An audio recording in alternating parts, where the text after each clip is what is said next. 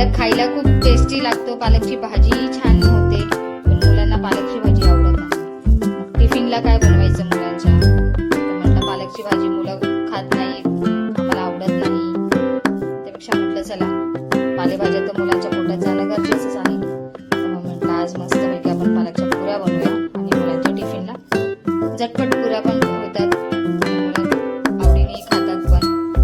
तर चला रेसिपी चालू करूया. पालक असा स्वच्छ धुवून घ्यायचा आहे आणि एका चाळणीमध्ये आपण काढून घ्यायचं आहे. आपण आता पातेल्यामध्ये पाणी उकळायला ठेवणार आहोत आणि त्याच्यामध्ये पालक टाकून शिजवून घ्यायचा आहे. पाण्याला छानपैकी उकळी फुटलेली आहे. आता आपण त्याच्यामध्ये पालक टाकून घेऊया. सगळा असा पालक टाकून व्यवस्थित शिजवून घ्यायचा आहे. पालक शिजतोय तोपर्यंत आपण बाकीची पुरीची तयारी करून घेऊया. आता आपण हिरवी मिरची, लसूण, आलं आणि थोडंसं जिरं हे सगळं मिश्रण बारीक करून घेणार आहोत. तर थोडंसं मीठ टाकायचंय.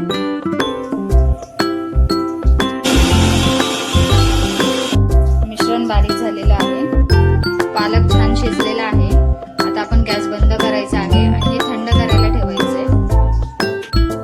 पुरी बनवण्यासाठी मी हे गव्हाचं पीठ घेतलेलं आहे. गव्हाच्या पिठामध्ये काय काय ऍड करायचंय चला बघूया. 3 चमचे मी बेसन घेतलेलं आहे. बेसन टाकायचं आहे. त्याच्यानंतर रवा टाकायचा आहे. 2 चमचे मी रवा घेतलेला आहे.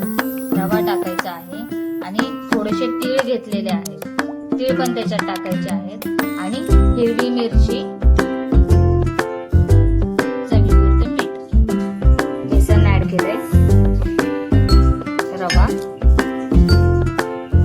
तीळ, हिरवी मिरची,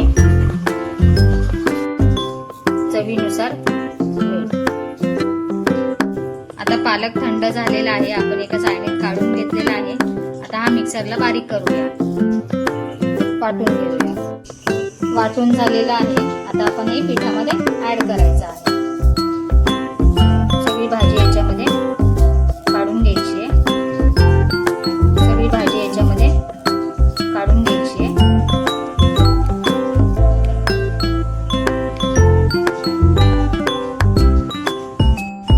आता आपण कणिक मळून घ्यायची आहे. सगळं एकजीव झालेलं आहे. याच्यामध्ये पाणी ऍड करायचं नाहीये. जेवढं आहे भाजी तेवढ्यातच पूर्ण कणिक मळून घ्यायची आहे. चला तर कणिक मळूया. आता आपण कणिक मळून घ्यायची आहे. सगळं एकजीव झालेलं आहे. याच्यामध्ये पाणी ऍड करायचं नाहीये. जेवढं आहे भाजी तेवढ्यातच पूर्ण कणिक मळून घ्यायची आहे. चला तर मग कणिक मळूया. छान असा गोळा मळून झालेला आहे. आता आपण याच्या पुऱ्या लाटायला घेऊया. गोळ्याला थोडंसं तेल लावून व्यवस्थित गोल करून घ्यायचं आणि पीठ लावायचं नाहीये. पीठ न लावता लाटायचं आहे. कढईत तेल गरम करायला ठेवलेलं आहे. आता आपण पुऱ्या लाटून घेऊया. पीठ लावलेलं नाहीये, फक्त तेल लावून मी लाटायला घेतलेली आहे. बघू शकता खाली अजिबात चिटकत नाही.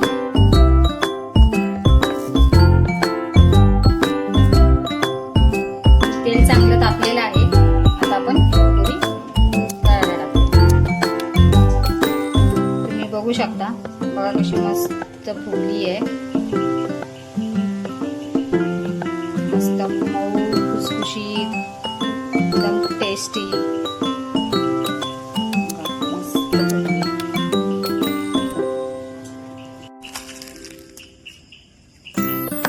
आहे का नाही मऊ खुसखुशीत, एकदम व्यवस्थित टम्म फुगलेली पुरी.